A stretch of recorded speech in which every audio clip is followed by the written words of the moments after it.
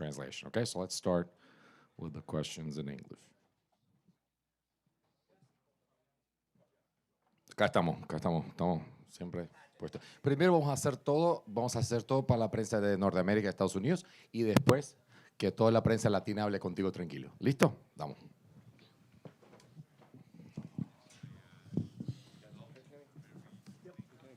Well, Michael, right here. Congratulations. I know it's been, a couple hours since your big win. So I guess how are you feeling after, another spectacular performance like that? Felicidades, par de horas desde tu victoria. O sea, ¿cómo te sientes después de una victoria como esta? Muy bien, tranquilo, ya más calmado después de la pelea y pues muy feliz por esta oportunidad que Dios me dio por salir con la victoria y con la mano en alto. Very happy, more, a little cooler now and calmer after the fight, and happy and grateful for this opportunity that God's given me to win this fight. Can you walk us through the shot that dropped him and then the follow-up punches that eventually put him away? Vamos al paso a paso de lo que pasó, o sea, el golpe que inició todo hasta el momento que básicamente se terminó la pelea. Después hablar un poquito de esa secuencia.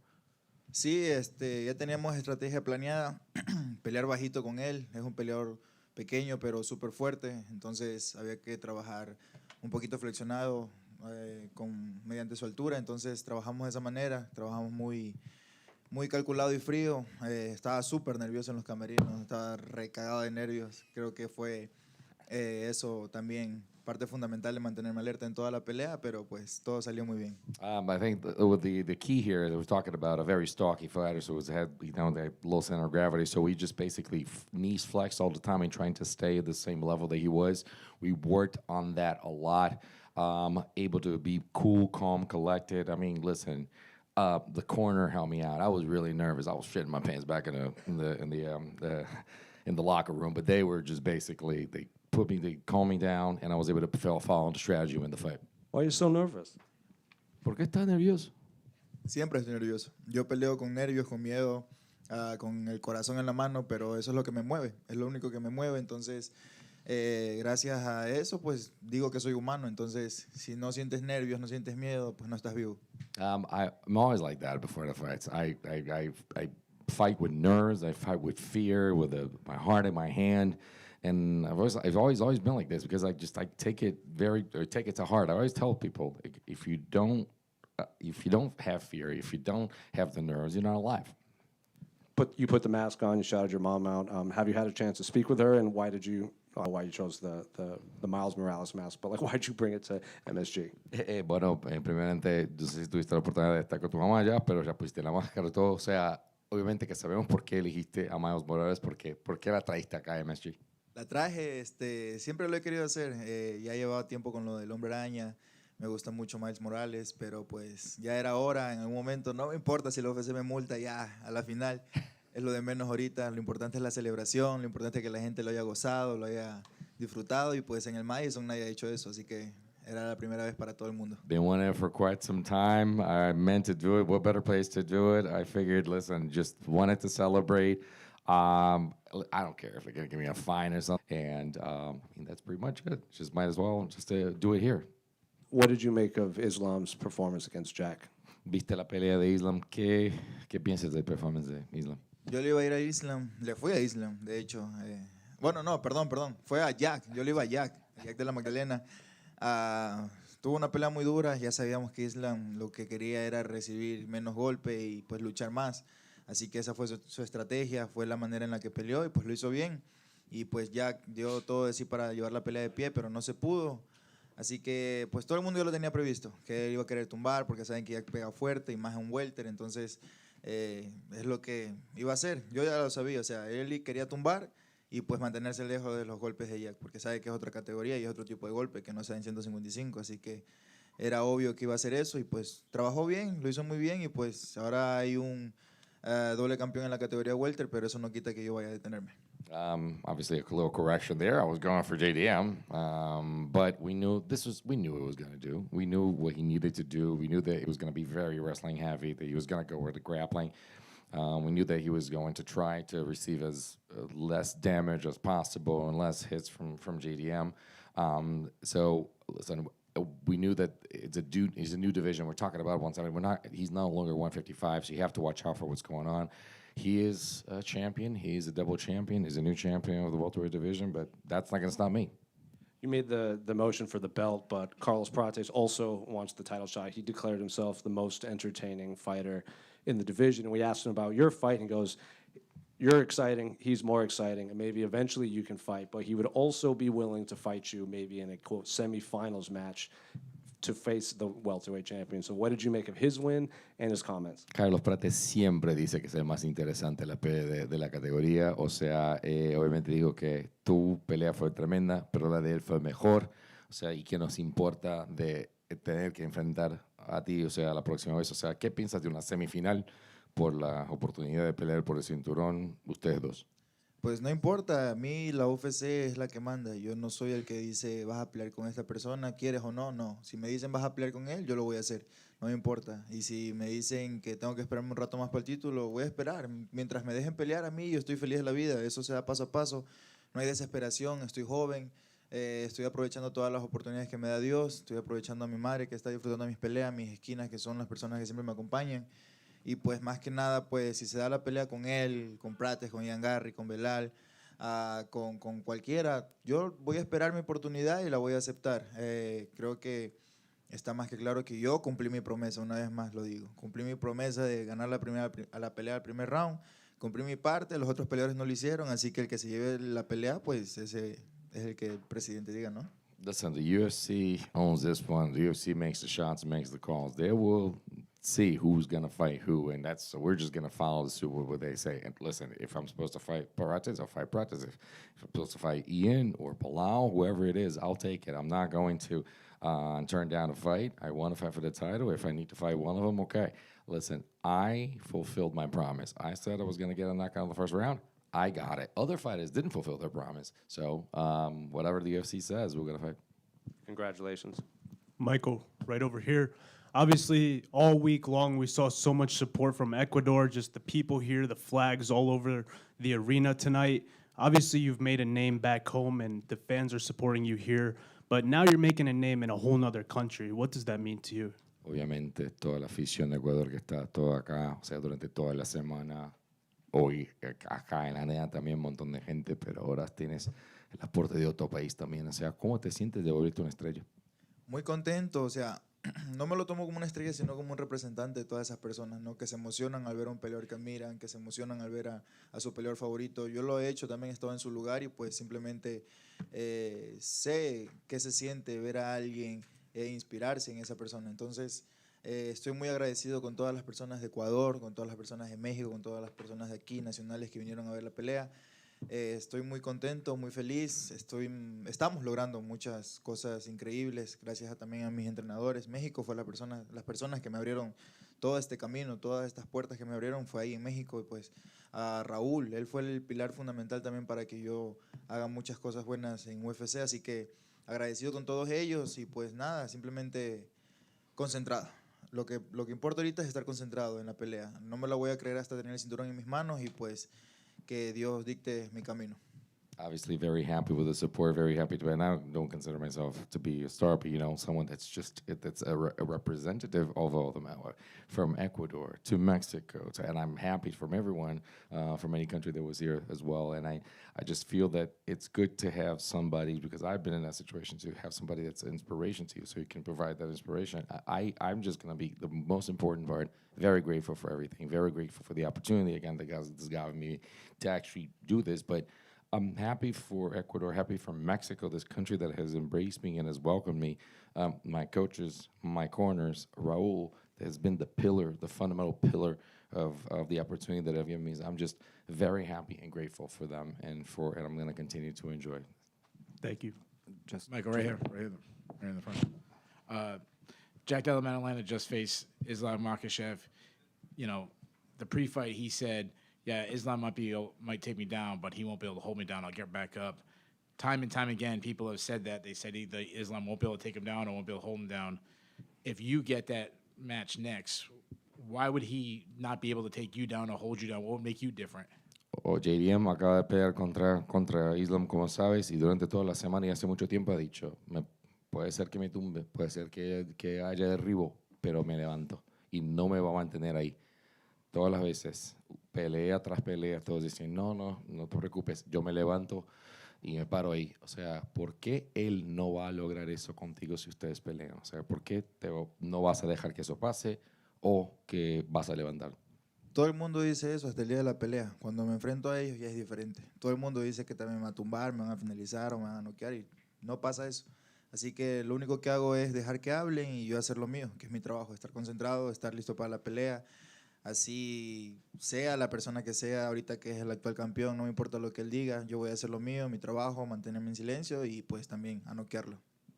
They've said this about me as well. Every single time, every fighter has said, "Oh, I'll take him down. I'll just I'll work him down the ground." I mean, it's gonna happen. They say things and they are not able to do it.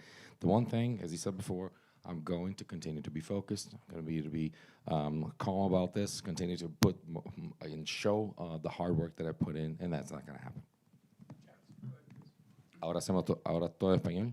Okay, so right now Spanish. ¿Qué tal, Michael? Bienvenido, felicidades por tremenda performance. Se hablaba de que esta hasta el momento era la pelea más complicada de tu carrera. Siempre lo dices rápido, limpio y elegante. ¿Entiendo en tu firma?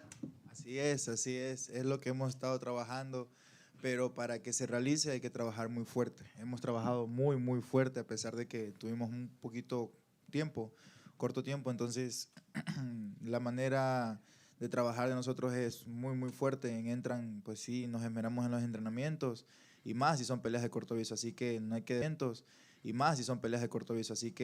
desaprovechar las oportunidades que nos den. Esto es cuestión de tiempo y se acabó. Ya el título ya está ahí para los 3 o los 4, quién sabe, que venga uno más, así que hay que esperar nada más. Y bueno, ya para finalizar, tu saludo para toda la gente ecuatoriana que está más que prendida de tu carrera y hoy de tu pelea. Todos los videos se han hecho virales, así que tu saludo. Así es, pues lo prometido es deuda, cumplimos con la palabra. Vamos a ir a Ecuador a celebrar esta gran victoria, espero verlos pronto. Vamos a ir al partido de Ecuador también que va a ser ahora en esta semana, así que a disfrutarlo, a gozarlo. Les dijimos que el ecuatoriano es arrecho y si se muere, muere arrecho. Así que hasta el final vamos a meterle mucho corazón, muchos huevos también en ese partido y a darle con todo. Michael, por acá, qué gusto estar otra vez por acá contigo. Felicidades por una gran victoria. Técnicamente te mostraste superior en todo momento, desde el inicio controlando el centro del octágono. Te pregunto, ¿en la estrategia salió todo lo planeado o te sorprendió que él nunca buscara el piso?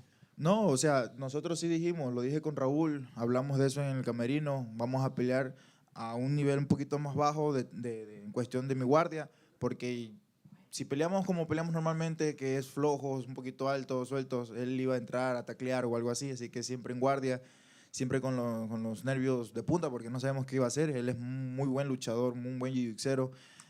También se lo dije ahí al momento al salir de la pelea a su esquina, que le deseo lo mejor a él y a su familia, porque sé que tiene un hijo que apenas tiene meses de nacido, así que le deseo lo mejor del mundo. Tiene todavía todo el potencial para seguir subiendo la categoría, está muy fuerte, muy fuerte, porque casi en el agarre que me hizo ahí arriba casi no me le salgo. Así que sí, se cumplió la estrategia, era pelear bien, de frente, de pie y pues tranquilo, con mente fría. Oye, antes de la pelea, el Media Day, le preguntaba a la mayoría de los periodistas estadounidenses y decían que te iba a ganar Sean Brady básicamente por una cuestión de experiencia, de su grappling y todo lo demás. La pregunta es, ¿sientes que a estas alturas tanto tus rivales como la prensa extranjera sobre todo te menosprecia? Pues no importa ¿O lo te que infravalora más que menospreciar? Sí, más o bien? sea, realmente no me importa. Yo como te digo, no me importa lo que hablen de mí, no me importa si les gusta cómo peleo, si les gusta cómo no peleo. El que tiene que hacerlo bien soy yo, ¿ok? Entonces yo voy a seguir mejorando, yo voy a seguir enfrentándome a todos los rivales que me pongan. Me dijeron lo mismo de mi primer pelea, va a debutar, le va a ganar el segundo, le va a ganar el tercero, el cuarto. Ellos son más veteranos, tienen más experiencia y pues lo único que he hecho es cerrar bocas. Así que a seguir trabajando, no importa si hablan mal, no me van a beneficiar a mí y no voy a ganar dinero por lo que ellos digan. Así que la única manera de ganar dinero aquí es noqueando, ganándose su bono y yéndose a la casa a descansar. Siempre hay algo que mejorar y tanto tú como el profe Raúl siempre hablan de, a pesar de la victoria, siempre hay algo que mejorar. Si tuvieras que sacar algo al limpio de hoy que dijiste, mira, a pesar de haber ganado de una forma tan espectacular, siento que me faltó esto, ¿qué podría hacer? No lo pateé, nada más. Yo creo que eso, no pude patearlo, no pude. Sí, traté de patearlo por un poquito, pero no pude. Pero salió muy bien, la pelea era pegar fuerte, cualquier golpe que salga, pero era pegar fuerte. todos. Gracias, gracias y nuevamente es lo máximo que demuestra el que es arrecho. Muchas gracias. Michael, acá a tu derecha. Primero que nada, felicidades y déjame decirte que nos llenas de orgullo a todos los ecuatorianos, sobre todo a los que estamos haciendo patria por acá afuera. Felicidades, en serio. Bueno, en primer lugar quiero preguntarte si tenías en mente, se te pasó en algún momento ganar la pelea así de rápido. Sí, o sea, lo dije desde hace mucho tiempo, quiero ganar la pelea del primer round. Aparte que estaba amenazado por mi mamá de que tenía que ganar sí o sí rápido, entonces siempre busqué eso, finalizar la pelea al principio. Yo le dije a mi esquina, estoy muy nervioso, estoy muy nervioso por la pelea. Teníamos miedo de que nos tumbara y nos tuviera mucho tiempo en el piso, porque pues así se ganó la pelea del campeón actual. Entonces no queríamos eso, queríamos terminar la pelea rápido y pues todo se dio muy bien.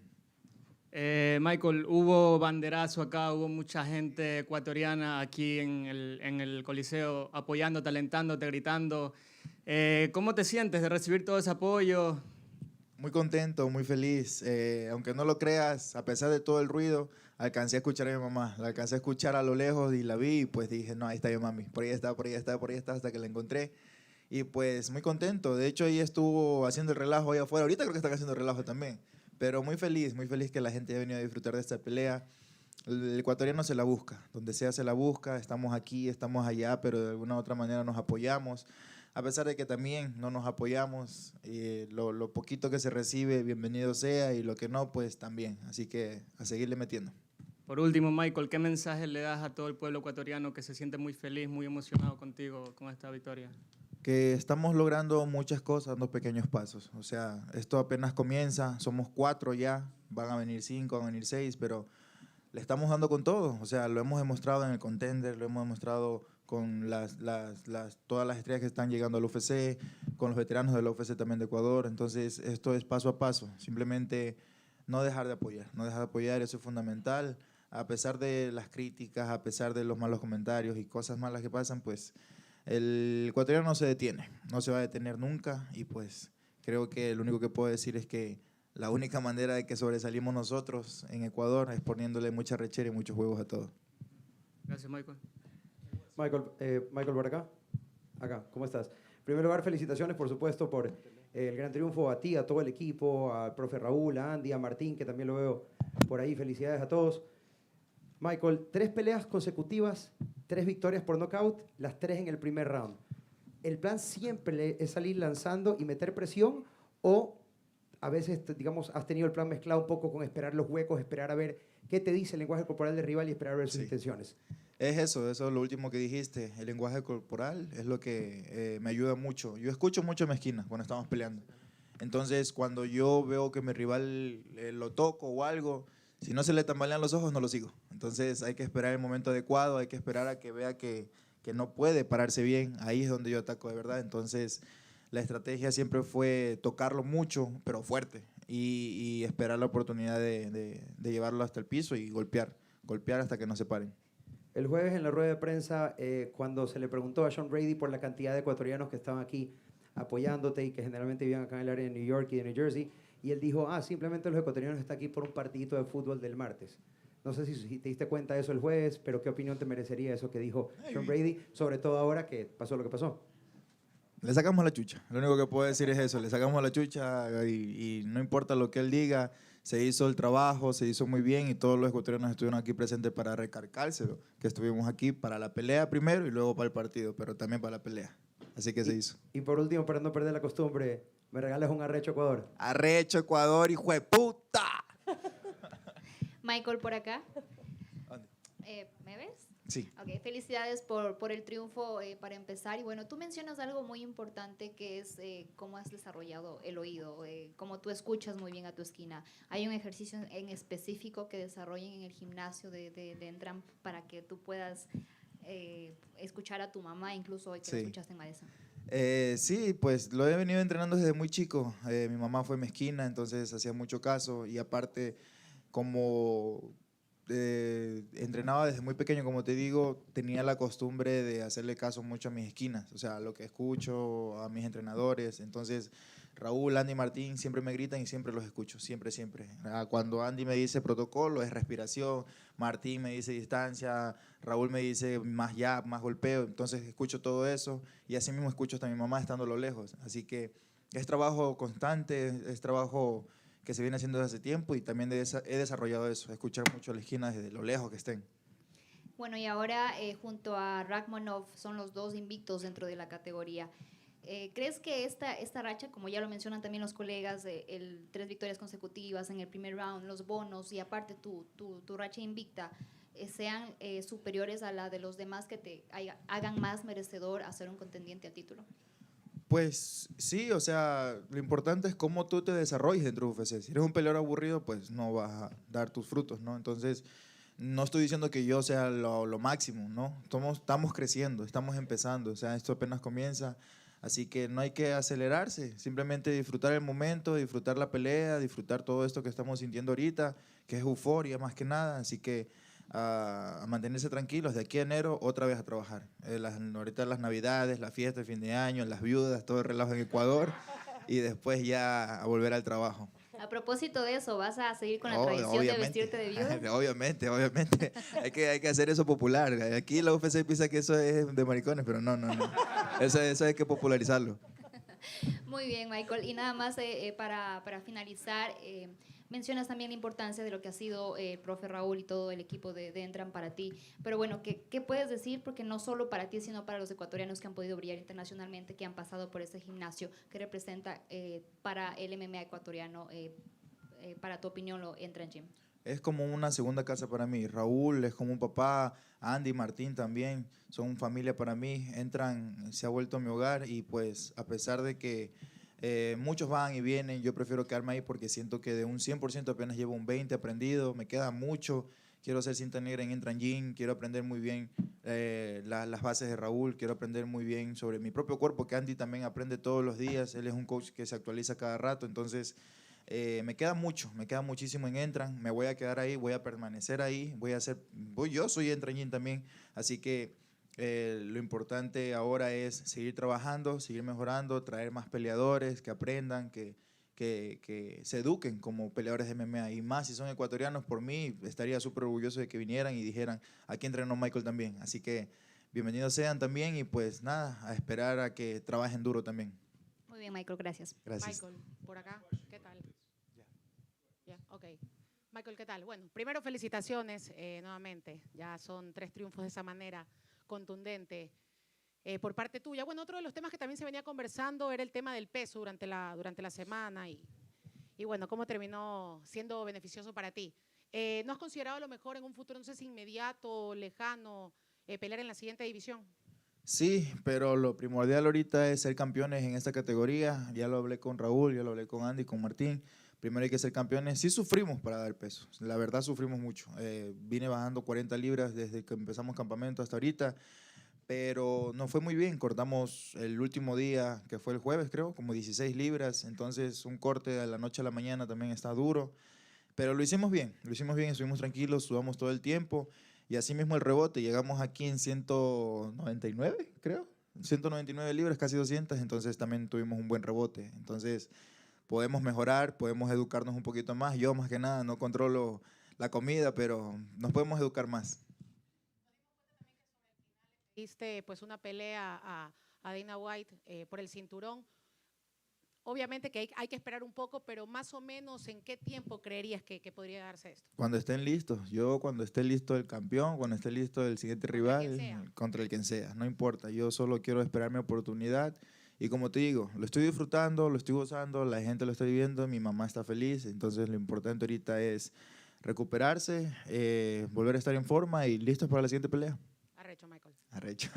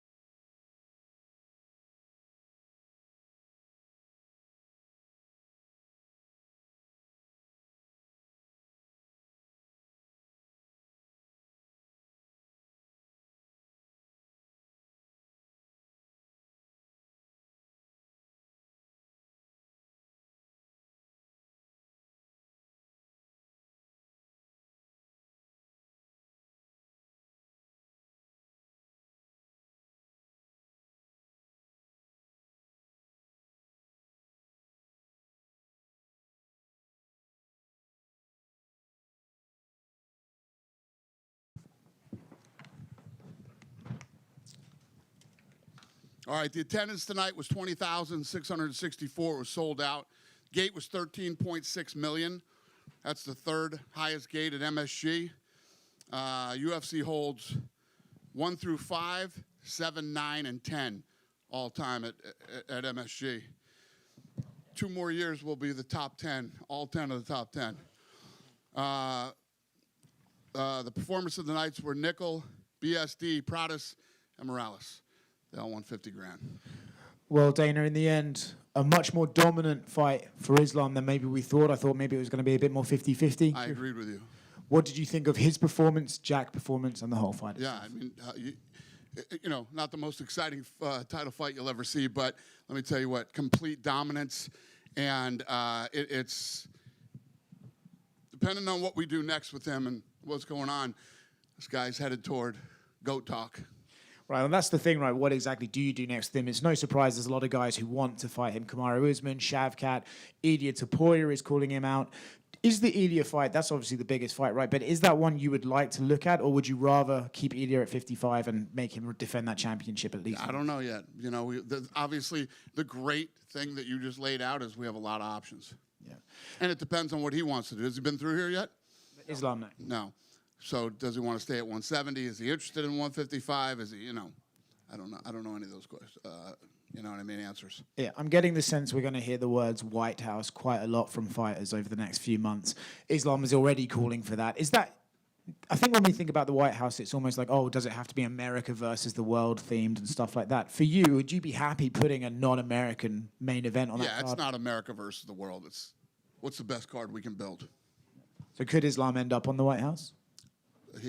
We're talking about him possibly, you know, GOAT talk here, depending on what he does in his next couple of fights. So it's a possibility. And then speaking of GOAT talk again, Valentina Shevchenko, another crazy dominant performance. I saw you did a podcast where you said that fight would never be boring, and then it turned out that Valentina just kind of smoked her. Curious your thoughts on that fight as well. Yeah, I thought that, you know, Weili's a little pit bull. I thought she would she would be much stronger and do better in that fight than she did. One of my buddies texted me after the fight and said, "This is why we have weight classes." I mean, Zhang's a very strong woman, and Valentina just kind of threw her around like no business. Would you be interested in Valentina maybe moving back to 135 to try and test herself, or are you okay with her making those calls? I don't know. I'm not even thinking about that kind of shit. Okay.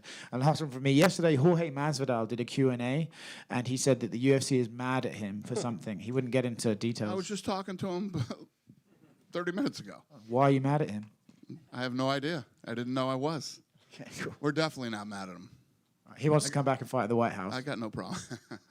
Dana. I have no problem with him. Right here. The rest of the main card, a couple of star-making performances in Michael Morales and Carlos Prates. I know you guys have always been high on Carlos, but to put away Leon like that and you know, calling himself the most entertaining fighter in the division, just what did you make of his kind of, you know, like I said, star-making performance out there? Yeah, I mean, listen, when you get these kind of opportunities, you know, like Ewing tonight. I mean, when you get an opportunity, you come to make the most of it, and there was a lot of that on the card tonight. Well, I was going to ask about Ewing, but I'll ask now. You know, he laid out his last 48 hours. He got the call, caught a plane at 11, got to New York at 7:30, stepped on the scale at 9 a.m., said he's always going to be ready and just wants the rocket now. So I guess those last 48 hours have to be one of the most wildest ones for you guys. Yeah, it's incredible. I mean, definitely for him. You know, when he came to the weigh-ins yesterday, I was like, hey, man, you know, much respect. What an incredible opportunity for you. And no matter what happens tomorrow night, I'm going to be sending you something in the mail. And, you know, I love these guys. It's like the guys that are just coming off the contender. I mean, you got Jack Della, who tonight was the champion, defending against a potential GOAT. And then you got the other guys that were on the card tonight, and then throwing a kid like Ewing, it's awesome. It's what makes this sport so fun. And then speaking of Michael Morales, not just his performance today, but kind of all week at the press conference, he kind of came off as a superstar. He got most of the questions. He's had the longest media day. There's a ton of Ecuadorian media here specifically for him. So you've got to see money with him moving forward. Listen, he's obviously incredible. He's 19-0. He's cool as hell, and yeah, he's got it all. You can check all the boxes with that kid. And then just last one for me, a reaction to Bo Nichols' head kick knockout and then getting on the cage and giving the double birds to the New York crowd. Yeah, Oh, I didn't see that. Oh, yeah, I did see that. What was that about? I was in the back. What, were they booing him or something? He or? said he was, quote, standing up for myself. If you're going to give me grief, I'm going to give it back to you. No, I don't give a shit. I mean, that's yeah. I hear you. I just didn't know why he was flipping him off. I don't know if they were booing him or what was going on. He's had a rough week. Well, that's a hell of a way to end it. Dana, you were obviously here for Anderson Silva's incredible run in the UFC. Islam Makhachev ties his record for 16 consecutive wins. Like, such crazy things can happen in the sport, eye pokes, disqualifications, stuff like that. How remarkable is what he's done matching that record 12 years after Anderson's streak ended? Yeah, so I was like, Habib came up to me freaking out and screaming and says, "Can I put the belts on him, please?" I said, "Yeah." He goes over there and wraps him over the head with both the belts. I think he took more damage in getting his belts than he did during the fight. And I was saying to Habib, I've been in the fight business since I was 20 years old, and all I ever hear is, this guy's going to be a world champion, this guy's going to do this guy's going to do that. Everybody says the same thing, and almost nobody ever does or makes it. His father said, Habib will go in and dominate, and he'll have a run, and when he's done, and then Islam will come in behind him and do the same. And, holy shit, it played out exactly the way his father said, which is pretty amazing. I don't know what you asked me, but I hope I answered your question. No, it's just his winning streak matching Anderson Silva's record. But yeah. Yeah, I mean, everything that this kid's accomplished, and to move up and weight and say what you want about Jack and the odds, the odds makers had him a big. I didn't. I thought that fight was going to be much, much tougher for Islam. And Jack's a tough kid and gritty. And he beat Bilal, and Bilal's a nightmare for a lot of people. I thought it was going to be a lot closer than it was. So hats off to Islam for dominating. Yeah. How much of a say will he get in who he wants to fight out of all these guys? Pre-fight, he was saying, like, Kamaru Usman's the greatest welterweight, the biggest name. I think he wants that as, like, a legacy kind of fight. Maybe, like, John won with Stipe or something. It's a great problem to have. You know what I mean? It's like there's so many, like when he started, he was walking through Shavkat and Usman and, Ilya, and the list goes on and on. It's a great problem to have, especially when you start talking about this kid is a couple fights away from possible GOAT doc.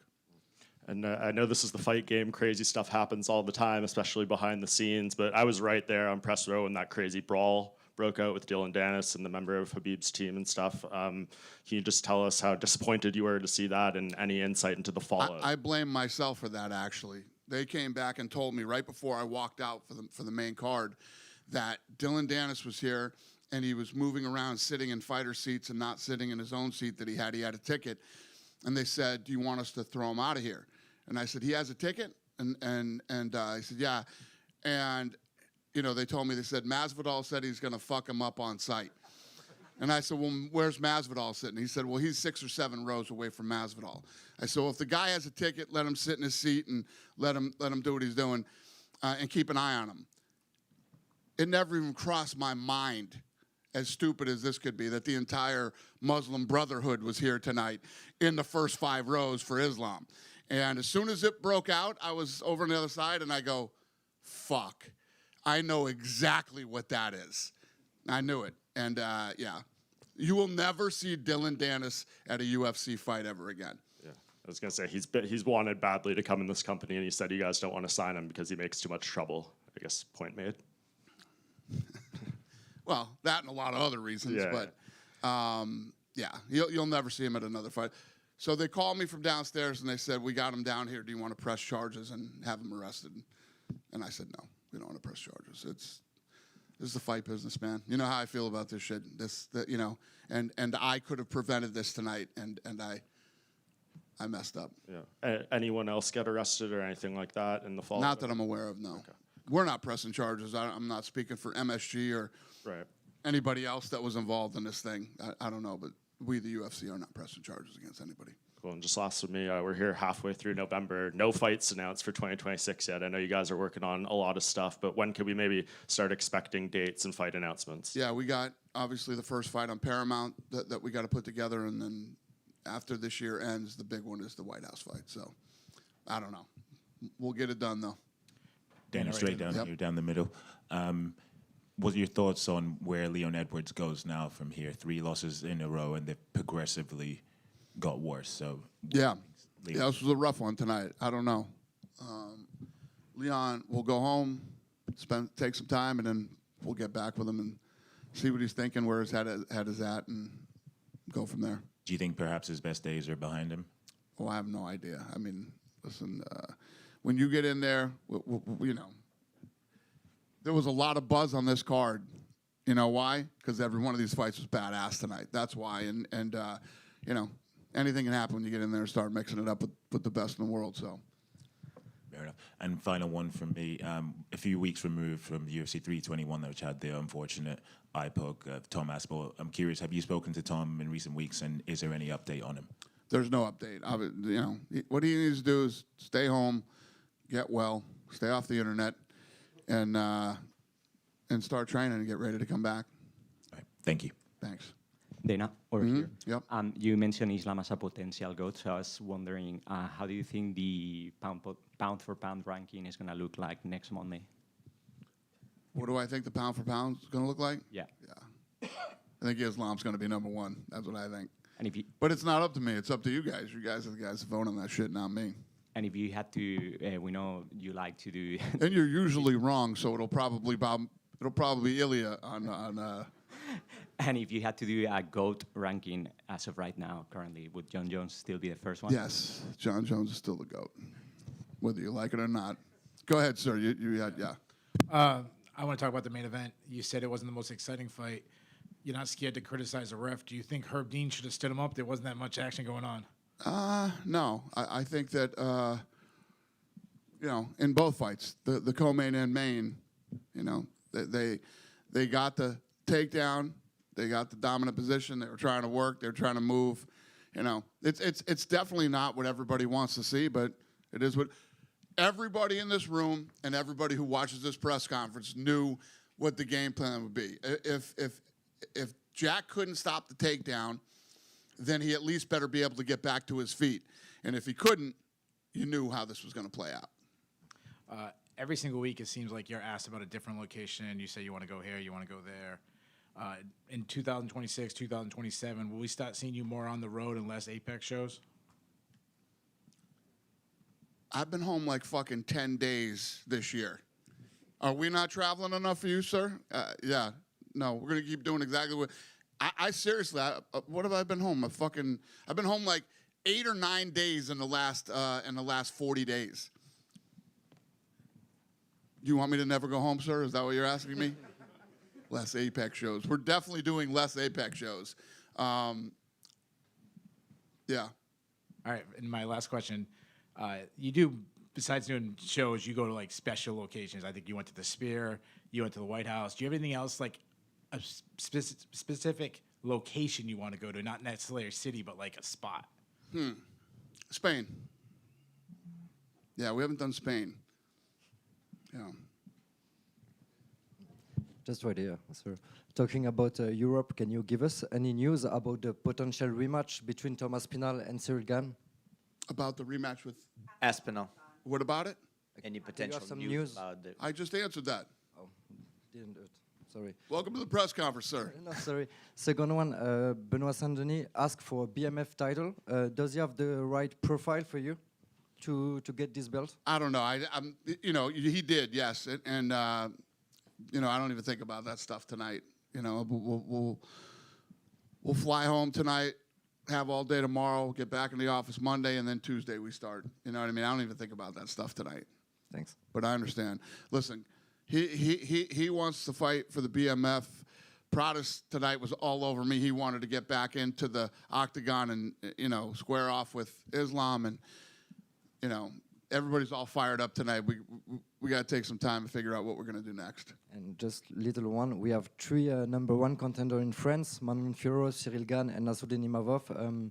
Can we have a big event in France, like more than a fight night in the future? Yeah, I mean, what's crazy is I always talk about going to the UK and seeing events, the crowds, and all this stuff.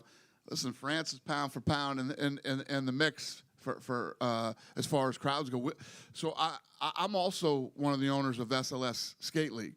We just did a skate competition there, and the French kid pulled off a trick there, and the place went crazy, and everybody started, it was sold out, everybody started throwing their water bottles into the, it's pretty badass in France, the live events. So the long-winded answer to your question is yes. Thank you, sir. Yes, sir. Dana, straight ahead. I know the focus is on 322, and rightfully so, but big picture, I mean, what you guys did in Vegas with Canelo and Crawford, tonight at MSG, planning for the White House card. You've come so far from working for Peter Welch in Southie. He's here tonight, yeah. Is he really? Yeah. Is there a lesson that you still hold on to from that time? I mean, it's amazing where you were and where you are now.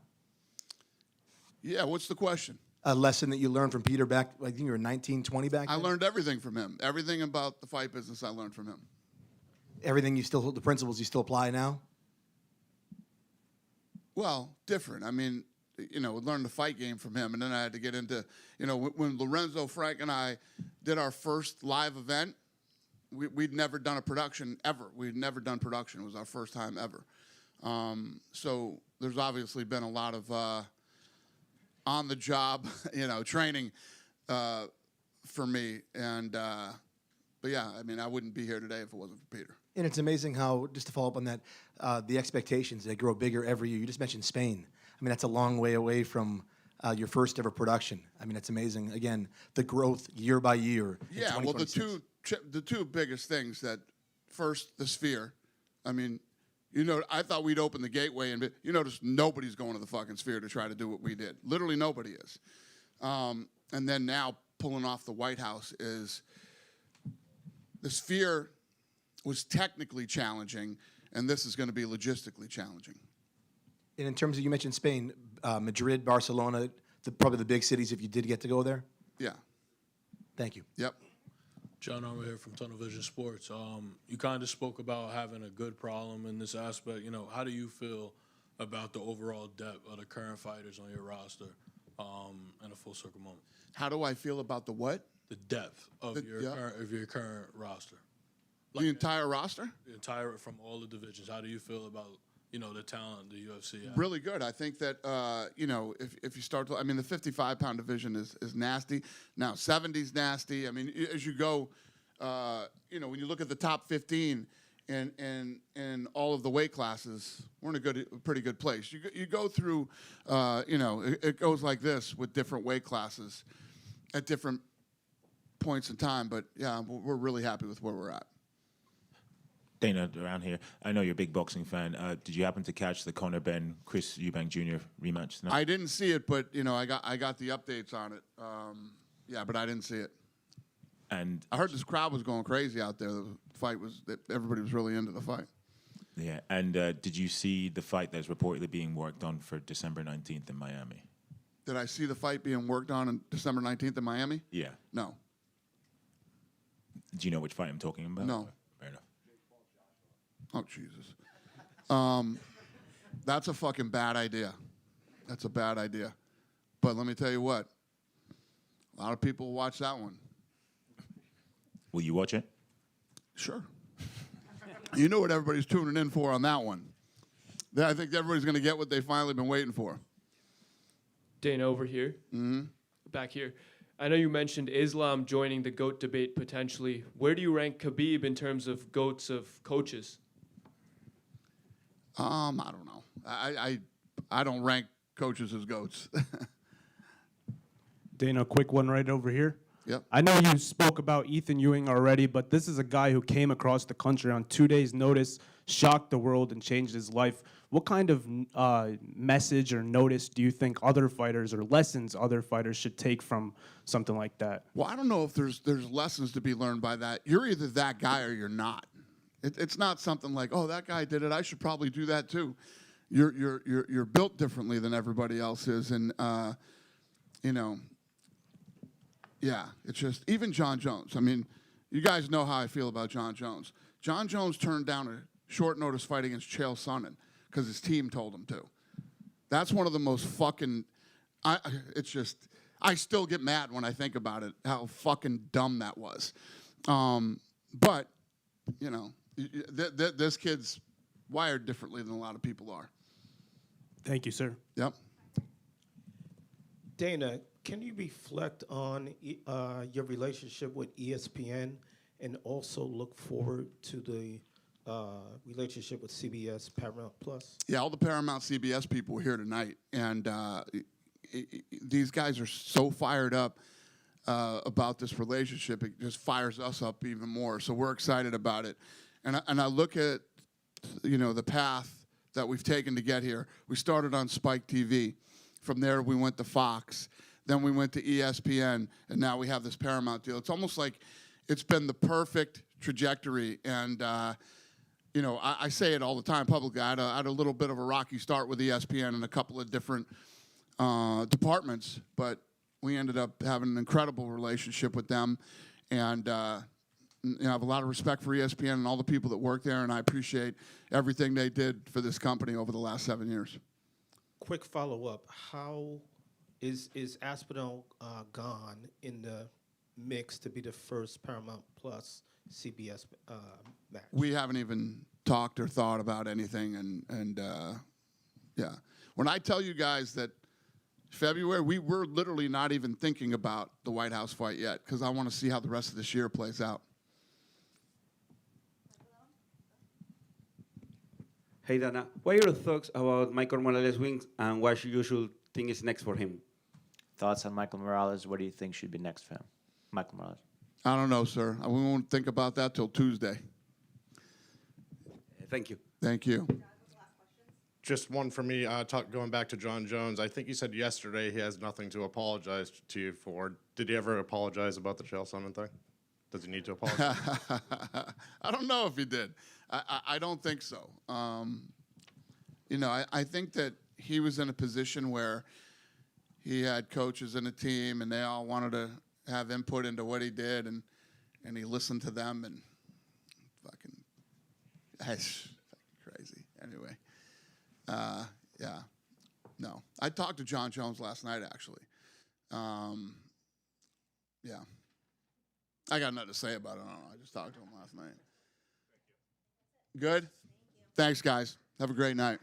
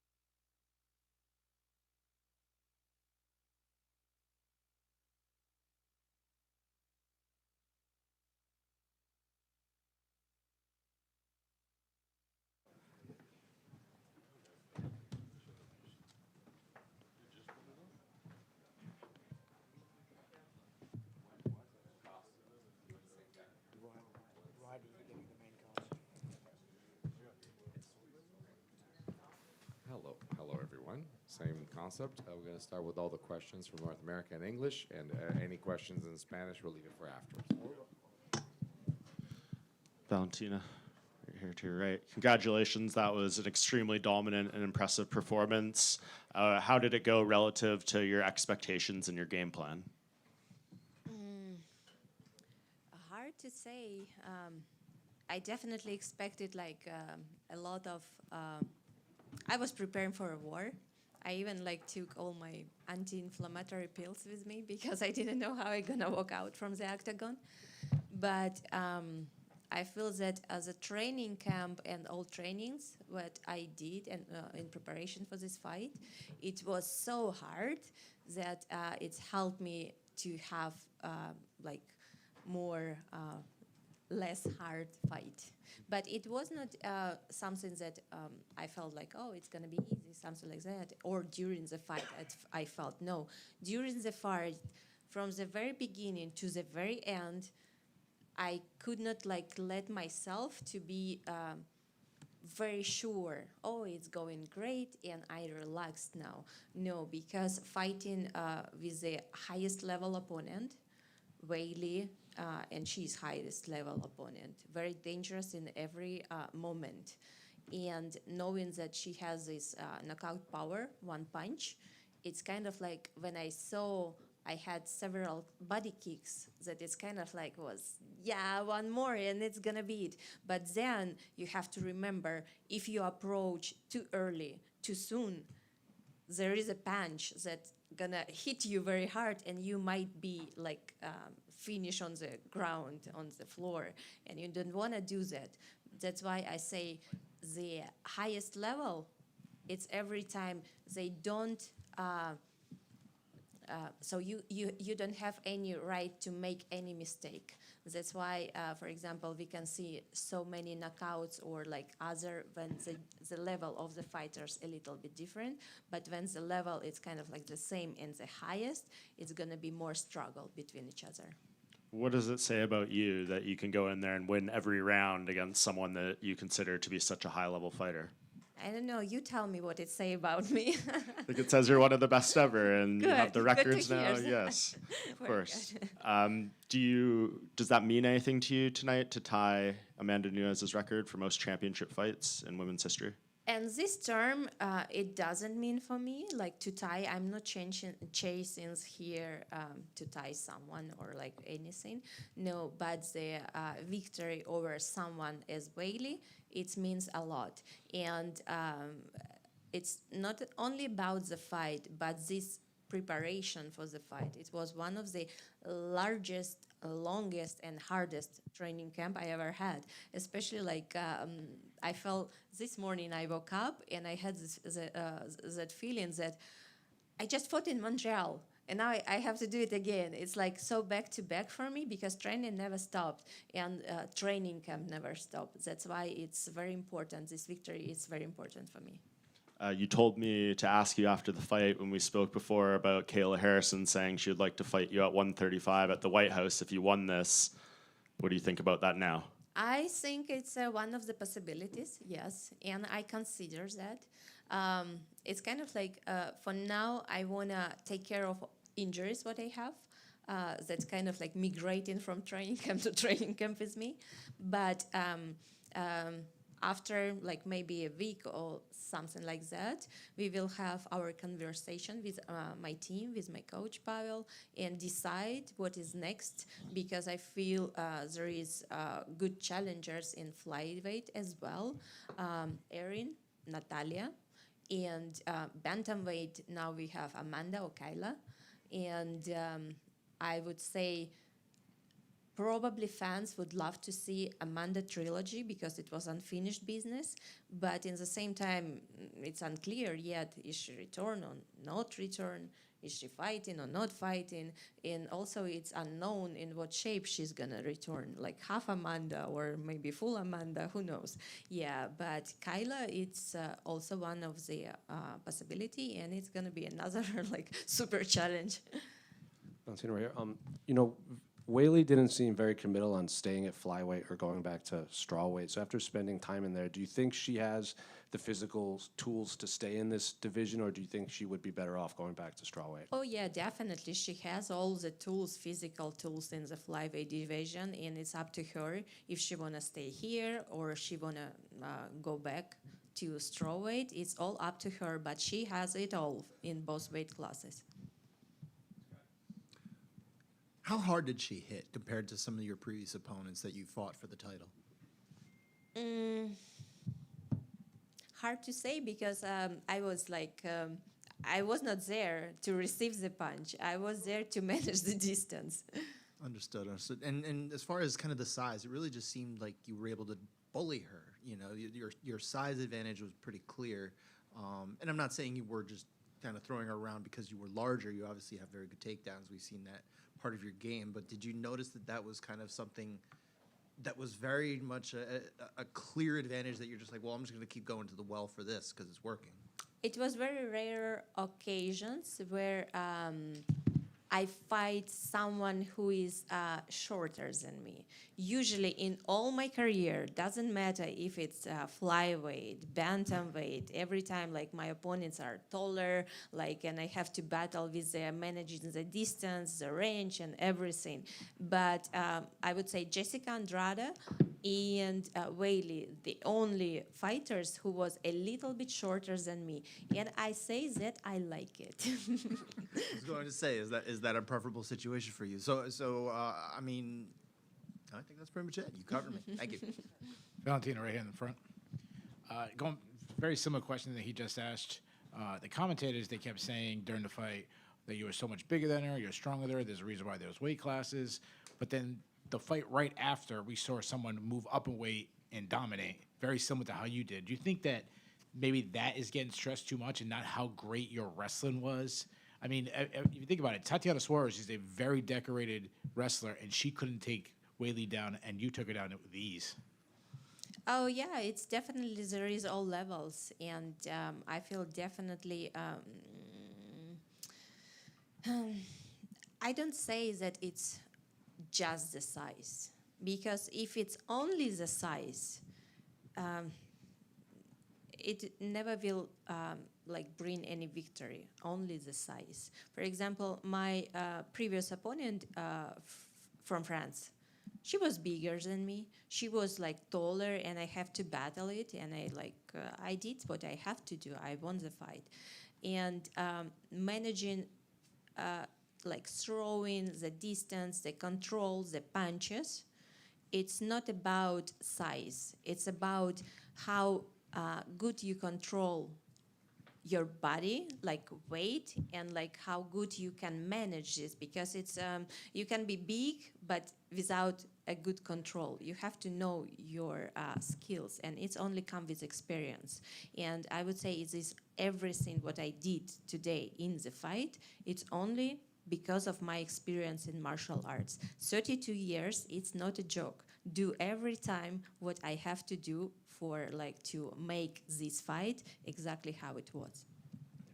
Valentina, back here. Congratulations on the victory. What was it like to share the card with another GOAT like Islam Makhachev, another legend?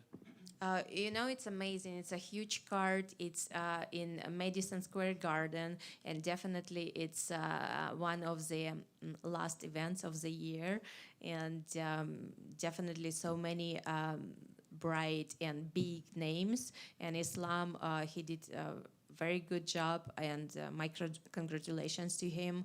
But the specific of our job, what we are doing, it's kind of like very hard to actually in the moment think about it. You don't think about fight card, you don't think about venue, you don't think about anything else, just your opponent in front of you. Congratulations. Thank you. Hi, Valentina. Congrats first. Last time we spoke together was in Montreal, and you told me the thing that you love when you see in the eyes of your opponent when they break. When did that happen with Weili tonight? And does her surprise you in any kind of way? I would say like after the second round, she already felt, but as I'm saying, she's such a professional and experienced fighter that you cannot like discard that, yeah, they're broken. No, she was fighting till the end. But you know, funny that one of the moment in the fourth and fifth round, she was talking to her corners. So she was asking them something. I don't know, maybe it was something what you are saying about. Thank you very much. Thank you. Just you know, you've been able to stand in the ring with the best of them, and Weili also being one of the most prominent fighters in the world as well. You know, when you fought Nunes and other fighters like that, how much did those moments, those key moments in big fights, prepare you for a fight like this? Every fight, And it's not only big fight against champion. Every single fight, it's teach you something.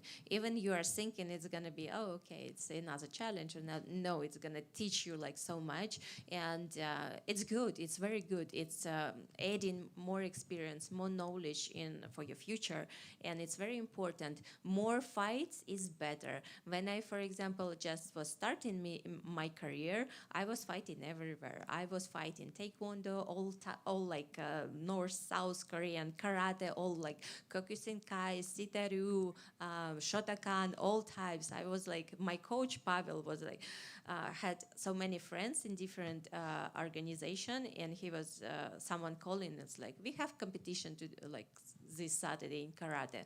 Do you want to participate? And yeah, I have. I will send some students. So I fought there. Then the next week, like different rules, different competition, and that is what I say developed me as a complete fighter, as a universal fighter. But now it's good that MMA young fighters, they don't have to do all of this. They just come and train MMA because MMA, it's a sport itself. It's very beautiful, very, very universal, and very versatile sport that I love so much. Valentina, enhorabuena por la victoria. Disculpas por repetir las preguntas porque ya lo has dicho en inglés, pero en castellano te quería preguntar. Has mencionado a Natalia y a Erin como posibles rivales que te emocionan. También la posibilidad de subir a disputar con Kayla o con Amanda. Si tuvieras que escoger, ¿quién te emociona más? ¿Quién te gustaría más enfrentar realmente? De verdad, en este momento yo... Si quieren ver esta trilogía, si quieren ver esta pelea, y de verdad yo no sé cómo ella se siente, yo refiero como peleadora, si todavía tiene este fuego inside de ella, porque es también muy importante. Si solamente peleador viene a pelear por dinero, no es vale nada, tienen que tener este fuego adentro. El miércoles te preguntaba si antes de esta pelea y del resultado que hubiera, te considerabas o se te podía considerar ya la mejor peleadora de la historia. Ahora que has ganado esta pelea, ¿qué consideras? No es por mí decidir, no, nunca no voy a decirlo. No. Gracias. Gracias. Valentina, ¿cómo estás? Felicitaciones por la victoria. Gracias.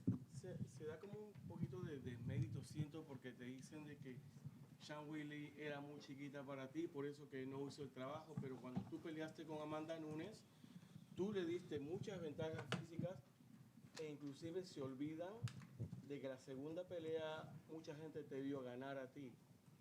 Entonces pienso que realmente, no sé, veo como que hay cierta injusticia en que se habla de que tú ganaste porque tú estabas en ventaja, pero has estado en desventaja y has ganado. Yo creo que de verdad no escuché esto, que ellos estaban diciendo que es muy chiquita o algo así. Cuando antes de la pelea, toda esta semana de la pelea, todo el mundo dijeron que muy parejas y mucha gente pensaban que ella va a ganar, sí. Entonces, esto sí yo escuché. Pero como yo dije, ventaja no es tamaño, ventaja es experiencia, ventaja es todo que yo he practicado por 32 años, que hago artes marciales. Es verdadera la ventaja. Claro, y definitivamente la gente está teniendo una trilogía porque la segunda pelea, o sea, las dos fueron cerradas, pero la segunda pelea, de verdad que la mayoría de la gente te vio ganar. Otra persona todavía tiene que regresar al deporte. No podemos tener una pelea sin contrincante que todavía está descansando.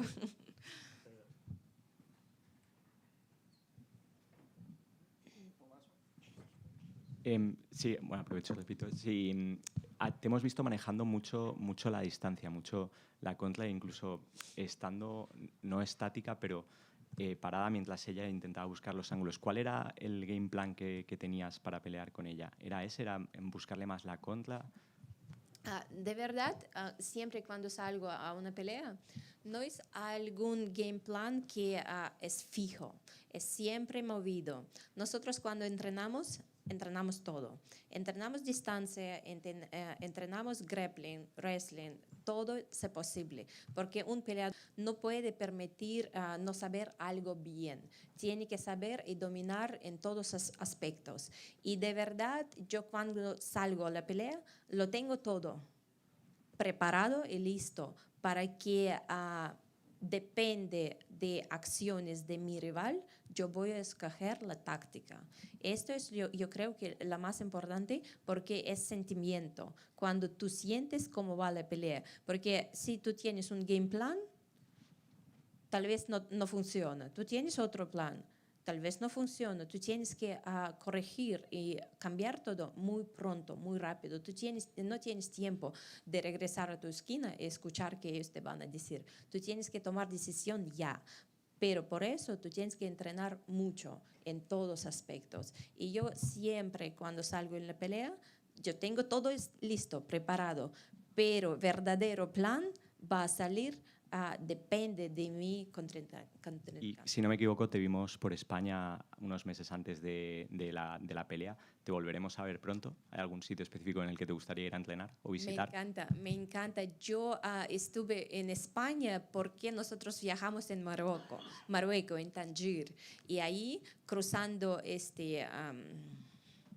español, ¿cómo decir? La tarifa. Sí, entonces, estrecho, sí, exacto. Y nosotros, sí, claro, estando en Tánger, tomamos esta oportunidad y viajamos a España. Pero sí, me encanta. Yo nunca no estuve en España por otras ciudades, pero mi entrenador, él estaba en Barcelona. Dice que es muy bonito, muy lindo y sí, de verdad me gustaría conocer mucho. Gracias.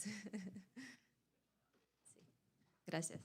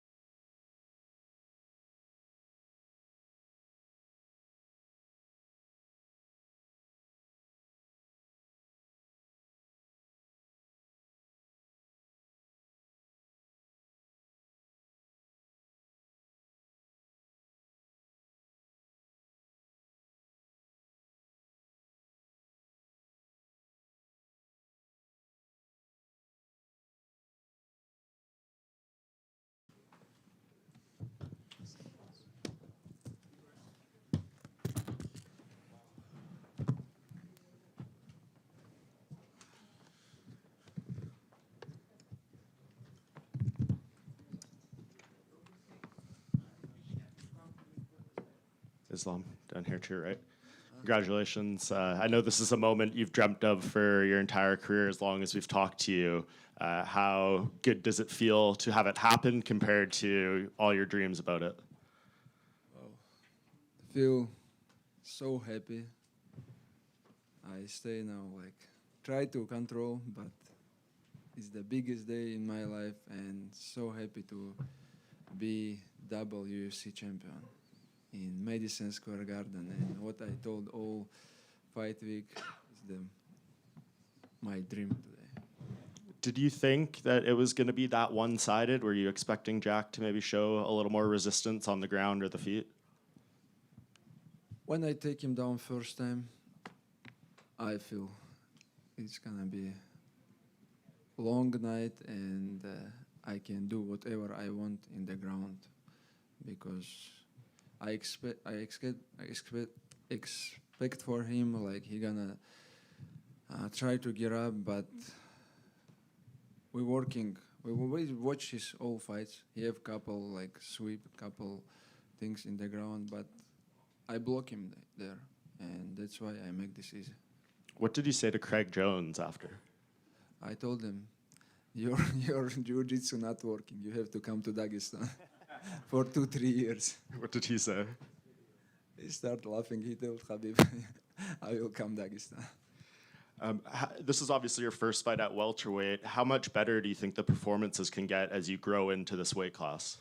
Yeah, I will. I feel better today. I feel like I never feel before, you know.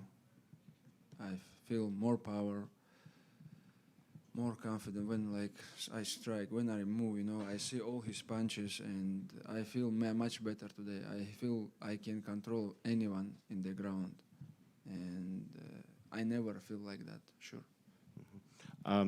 What do you think that going forward, like in this division, a lot of good guys, some big performances tonight. Ilya called you out. Michael Morales and Carlos Prates both want a shot. Shavkat wants a shot. Usman wants a shot. Who's the guy? Crazy. Everybody wants something. Yeah, this is the much competitive division right now, welterweight. Sure, 100%. Like a lot of young guys who fought today. Next week's gonna fight couple guys, and also Kamaru, Tapuria, you know, all killers want to take my belts. No, I don't give, you know.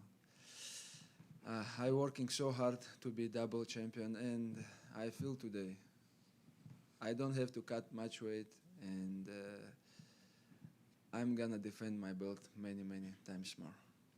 Tapuria, I don't know if you saw his tweet. He said you're like the most boring fighter in the UFC or something like that. I know you said to ask you about him after the fight at Media Day. Can you give us your full thoughts on a fight with him now? No injury, nothing. I don't feel any pains. I'm ready. Who is gonna be next? Let's do this, and I will make it easy. And today I show you, Jake's one of the best in this game. You know, one of the hardest opponent. That's why I prepare so hard to make this easy, and this is our plan. And I did exactly. He defends. I try to like do some chokes, try to make Kimura, but he defends very well. But I make this easy because I training so hard. And I know you said you didn't want to think about the double champ, the 16-fight winning streak, the Anderson Silva record before the fight, but you've done all that now. Dana was in here. He said you're part of the GOAT talk now, especially if you defend that belt a few times. You ask Dana, I'm the pound-for-pound best fighter right now. He said you should be #1 pound for pound. Okay, thank you. You know, I don't know. Which record we have to beat now? What's the record? Well, one more and you'll have the longest winning streak in Okay, UFC history. let's do this. I'm ready. You know, what I told, life is changed. No more cutting weight, and I feel better in welterweight. And just last one, you're obviously getting ready for the fight backstage, and a huge brawl breaks out with some of your teammates and Dylan Dennis. Dana was in here talking about it. He said it was his fault letting them sit too close to each other, but was that a distraction at all, or what did you think of all that? When you talk about someone like last 5 years, you talk about someone, when you meet them, как будете должен отвечать за свои слова. You have to answer what you said, you know. And today, I don't think he answered, you know. And he still say a lot of bad things about our team. And today, he coming and somebody just meet him. He talk about this guy's bad, and today the guys just meet him. That's it. Dana said he's banned from UFC events for life, so he'll never be back to one. He have to ban from this country also. Islam, of all the welterweights that fought today, who do you think had the most impressive performance besides yourself? From today? Yeah. Yeah, I saw the both fights, you know. Man. Prates, he beat former champion, you know, like clear knockout. They're both very good, you know, very tough, young. And I surprised how these guys who smoke all day beat the former champion, you know. He said, Carlos Prates said that's what Nutella will do for you, the power. I don't know who like his nutritionist, you know. These guys look big, but he not cut much weight, you know. But he is good, you know, like crazy performance. Finish former champion, like make it easy. And then in terms of your fight, did you feel like you had broken Jack in there? Because between rounds when the camera was on him, he looked like he was struggling to get up and off the stool. First couple round, he tried more, you know, do some things, but third and after like champions round, I feel he not gonna stand, you know. And these guys, my corners, they pressure me, hey, hold him there, like beat him in the ground. But in the striking also, he's not fast, you know. I saw his all punches, and he become like a little bit tired after the first round, and I can strike with him, but just want to make it easy. Did you toss Ali in there in the octagon? Yeah, I show him judo technique. You know? Islam, when you talk about Jack's grappling, why exactly are you so much better at it? Is it a strength thing? Is it a technique thing? Does he not know as much as you? Why is it that you were able to control him so easily? Because I have more skills in the ground, honestly, and I feel power today. You know, I feel I can like hold him, like no problem. And I don't know how it's called, these things what he make for like Bilal, for everybody. He tried to make these sweeps on me also, but I just put the underhook and control him, you know. I think he just have one move in the ground, you know. I just block this move and that's it. Do you think there was a moment in the fight, maybe after the first or second round, where he started concentrating on not getting submitted rather than getting up? Yeah. From the choke, he defends very well. And when I just put my arm, the corners tried to told him, hey, two hands, control his hand by two hands, you know. And he defends very well. And Well, maybe that's what Craig Jones taught him, was just how to he's the best shot in this fight when he give me legs in the end of the first round, you know. Islam, right over here. In this camp, in the lead up to this, you did 3 parts in 3 different countries to prepare for this fight. How happy are you with the camp you had and the decisions your team made to help you get prepared for this fight? Yeah, I told and last week, this is the hardest camp in my life, you know. Usually first camp, you're just beginning to be like in shape, to back in the shape. But first camp, it was like hardest camp, you know. We was in the mountain, in the Kislovodsk. This is one of the city in Russia. They have big Olympic center for all Olympic sports, you know. And I spent three weeks, and we did a lot of weights, and I eat on time to gain weight, you know. I have one of the coach, he's one of the head coach of Taekwondo Russian team, you know. His name Saifullah. I did with him like crazy job, and the first camp, hardest one, and I improved a lot from that camp. What just we need, gain weight to become strong, to become big, and this is from the first camp. And obviously your team helped you prepare like they always do, but this fight, you know, everybody helped you in terms of, you know, bulking up and then training partners and stuff like that. Your coaches, the guys in your corner tonight. What does it mean to bring this victory back to the whole entire team? This is what I have today do to make them happy. We support and help each other, not for the money, for the some things, you know. Just I win, they happy, you know. And same things when someone fight from the other our team, I go to help them. I don't have fight. I just go to the camp, help them. Second camp, what we did in Dubai, we just go to Dubai to support, to help Usman and Omar to prepare. We go all team. We went to Dubai, just help these two guys to become better, you know. And we wish like to each other to become better, you know, not because of money, because of something, because we're all brothers. And last for me, I hate to use the word easy because nothing of what you did this week, this month, the past couple months are easy. But where does this fight rank in terms of one of your easiest, wins? Oh, good question. Camps is the one of the hardest one. This is the hardest camps, but fights, maybe I beat second time I beat Volk, this by knockout, and the last fight I choke. But this today is easy also, but I not finish him, you know. Thank you. Islam, right in front of you. Congratulations on the victory tonight. Thank you. So heading into the event tonight, Zhang Weili was in a very similar situation as you was. She's obviously a long reigning champion, dominant, one of the greatest fighters ever. She moved up. Unfortunately for her, she struggled tonight, couldn't get the second belt. Do you think that kind of reflects to show how incredible a feat it was for you to be able to do that? Honestly, I saw Zhang Weili. She looks small, you know, in this fight. That's why Valentina make his job like very also easy. He just close the hand and always take her down, you know.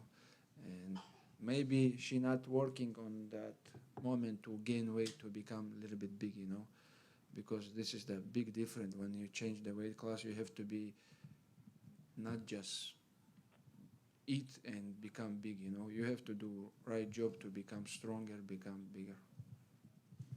My second question, I know Dana didn't say who you're going to fight next. You didn't really say either, but Michael Morales was just in here, and I said to him, everybody that has faced you said they either can stop your takedowns or they can get up if you take them down, and it seems like nobody can do that. And then I asked him what makes him different. Why can he stop your takedowns? And he kind of flipped the question. He said, everybody says they can take me down, and nobody has been able to take me down yet. What makes Islam special to take me down? Same things everybody say. I'm gonna knock out Islam. It's if I stay, they're gonna knock me out. But I'm gonna try 1 time, 2 times, 3 times. He gonna defend, but I'm gonna still going. And I told you guys in the welterweight, I don't think someone can stop my wrestling. And my last question. During this run, the only person to even give you a competitive fight, it seemed like, was the Alex Volkanovski in the first fight. Do you think the run you're on and how dominant you are, moving up a weight class and everything, just kind of shows how great of a fighter Alex Volkanovski is, and especially at that time? Sure, Volkanovski,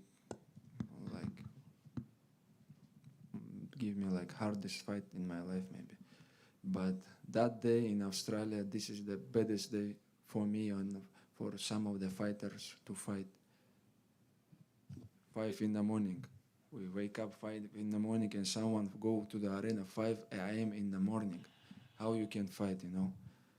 I'm so lucky to fight last one. I fight 10 or 11. And that's why he gave me hardest fight there. And that's it. Islam, to your right. You got a lot of love from New York throughout this week. When you were at I'm press also conference. surprised, you know. You were surprised. Yeah. Why were you surprised? Because always in US, the old people, the crowd not in my side. And obviously, yeah, it was very monstrous. Everyone was really supportive of you at the press conference, and then tonight they were chanting Islam, Islam, Yeah. Islam. I mean, you've never had that in America. What do you think kind of brought them to your side, though? Yeah. Maybe people start to like me. I don't know, but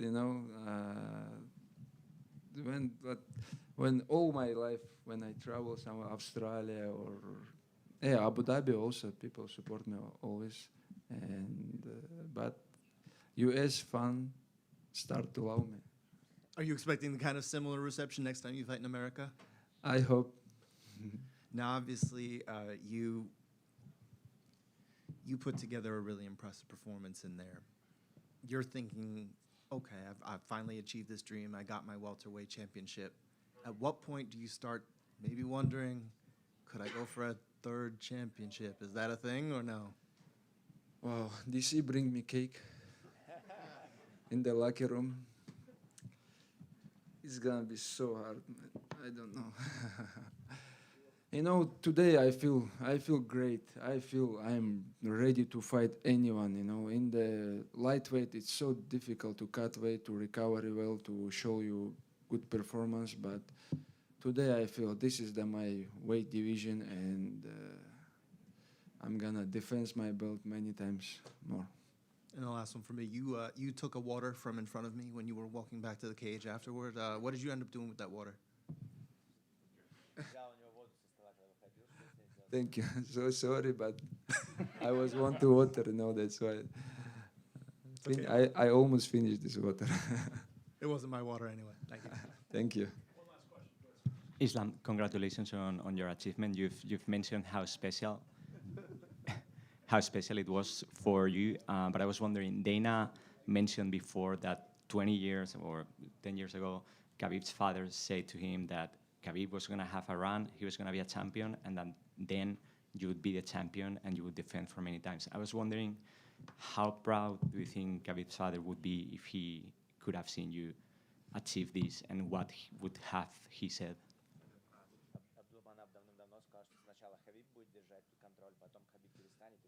Yeah, Yeah, he will be proud of me, and the lightweight in our gym is the one of the competitive division. Like we have PFL champion Usman, we have Janko already like big star, even not fighting in UFC. And we have a lot of more guys who gonna come and control the lightweight in UFC very soon. Landed the cleanest shots. Apparently, Chanko landed the cleanest shots in Dylan Danis. Do you think that would make him more of a star? Janko is a good striker, Let's don't talk about the shit person. We're gonna smell the shit, we're gonna still talking about the shit person. Thank you, guys. Thank you for all life. You promote me always. Thank you so much. I really appreciate it.